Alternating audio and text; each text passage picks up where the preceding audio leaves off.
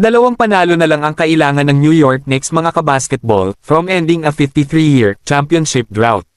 Sa likod ng isa pang resilient na performance at late defensive stand, nakatakas ang Knicks sa pamamagitan ng dramatic 105-104 victory laban sa San Antonio Spurs sa Game 2 ng 2026 NBA Finals. Ang panalo mga kabasketball ay ang ika-13th consecutive victory ng New York at nagbigay sa prangkisa ng commanding 2-0 series lead, habang ang finals ay shift sa Madison Square Garden.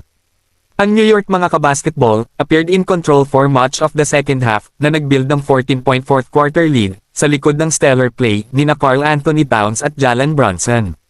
Gayunpaman, bumawi ang Spurs at saglit na nasungkit ang kanilang unang kalamangan sa second half nang kumpletuhin ni Victor Wembanyama ang isang and-one layup sa 57.3 seconds remaining. Naging chaotic ang laro in the final moments.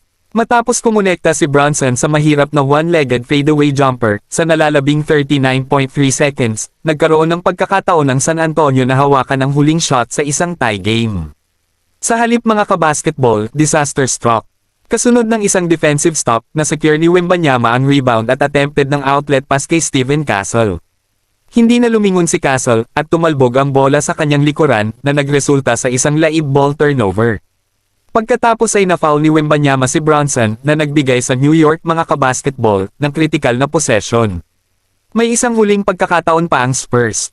Matapos ipasok ni Mike Brown si Mitchell Robinson, specifically depensahan si Wembanyama, napilitan ng Spurs star sa isang mahirap na fadeaway jumper at the buzzer. Ang shot clinched off the rim, nakuha ni OG Anunoby ang rebound, at ang Knicks ay nagdiwang ng panibagong road victory.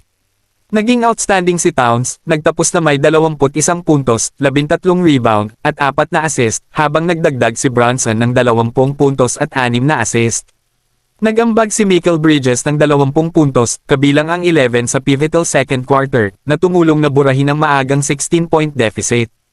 Para sa San Antonio mga kabasketball, nagtapos si Wembanyama ng 29 na puntos at 9 rebounds, habang nagdagdag si De'Aaron Fox ng 20 puntos, at umiscore si Devin Vassell ng 14. Ang toughness, rebound, at late game execution ng New York mga kabasketball, ay once again proved decisive.